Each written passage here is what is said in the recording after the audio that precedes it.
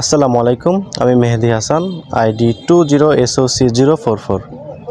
আর আমি Laboni Khatun, ID 20SOC017। আজকে আমাদের প্রেজেন্টেশনের বিষয় হলো voices from the margins, exploring the challenges and resilience of the Tripura, Khumi and Bihari communities in Bangladesh. Bangladesh একটি বহুবর্ণ এবং বহু সংস্কৃতির দেশ।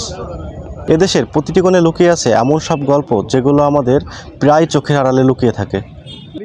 আজ আমরা দুজন মিলে এমন একটি বিষয় নিয়ে কথা বলবো যা বাংলাদেশের সামাজিক এবং সাংস্কৃতিক বাস্তবতার এক গুরুত্বপূর্ণ অংশ তুলে ধরে।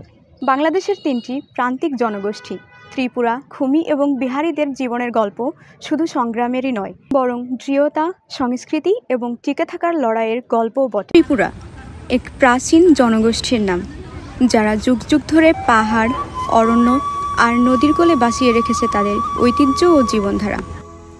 বাংলাদেশের তৃতীয় বৃহত্তম ক্ষুদ্র নৃগোষ্ঠী হিসেবে ত্রিপুরারা মূলত বসবাস করে খাগড়াছড়ি, রাঙামাটি ও বান্দরবান জেলায়।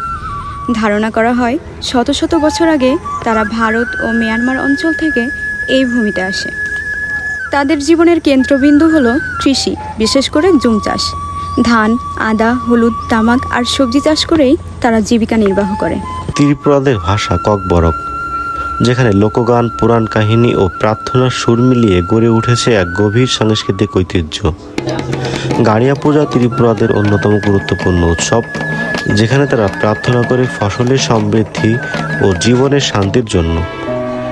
ত্রিপুরার নারীরা নিজের হাতে বোনেন রিনাই ও রিসা, পুরুষেরা পরেন ধুতি ও কামচলন। গড়িয়া পূজা এটা মূলত আমরা আমাদের বৈশাখী সময় তখন করা হয়। তবে সময়ের সাথে সাথে এসেছে নানা চ্যালেঞ্জ, ভূমি হারানো, উন্নয়ন প্রকল্পের প্রভাব এবং শিক্ষা ও স্বাস্থ্যসেবার সীমিত সুযোগ। সব মিলিয়ে তাদের টিকে থাকা আজও একটি সংগ্রামের গল্প। খুমি বাংলাদেশের এক ক্ষুদ্র অথচ প্রাচীন নৃগোষ্ঠী, যারা দীর্ঘদিন ধরে পাহাড়ের নীরব প্রকৃতির সাথে গড়ে তুলেছে এক অনন্য জীবনধারা। খুমিরা মূলত বাস করে বান্দরবান জেলার রোমা থানচি আলীকদম এলাকায়।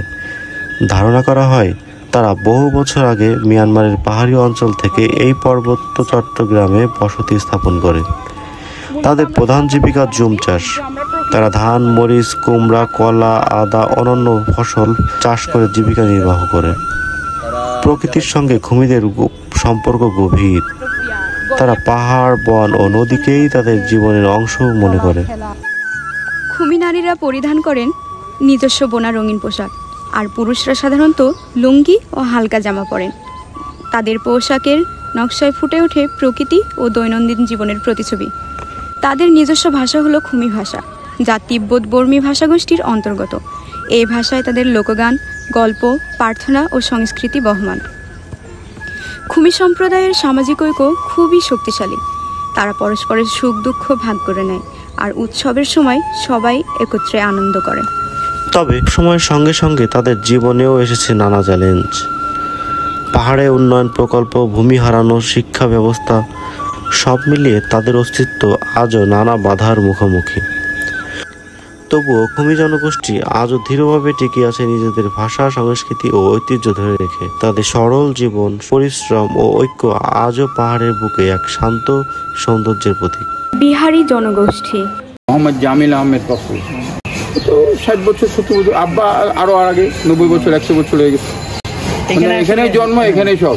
যারা ইতিহাসের এক কঠিন অধ্যায় পার করে আজও টিকে আছে বাংলাদেশের মাটিতে।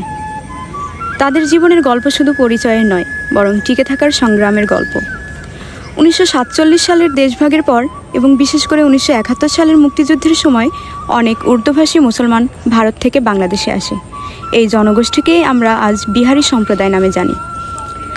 তারা মূলত বসবাস করে ঢাকা, চট্টগ্রাম, খুলনা, সৈয়দপুর ও রাজশাহী সহ দেশের বিভিন্ন শহরের কলোনিগুলোতে। বেশিরভাগের পেশা হস্তশিল্প, দর্জি, রিক্সা চালনা কিংবা ছোট ব্যবসা।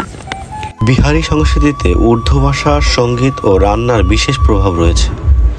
তাদের নান, রুটি, কাবাব, বিরিয়ানি শুধু খাবার নয়, তাদের শেকড়ের গল্প বলে। তবে সময়ের সাথে সাথে তাদের জীবনেও নানা চ্যালেঞ্জে ঘেরা।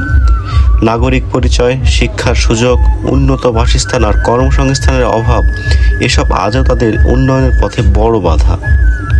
তবুও এই সম্প্রদায়ের তরুণ প্রজন্ম শিক্ষা পরিশ্রমের মাধ্যমে এগিয়ে যেতে চায়। তারা বিশ্বাস করে পরিচয়ের সংকট নয়, দক্ষতাই হতে পারে ভবিষ্যৎ। ধন্যবাদ সবাইকে।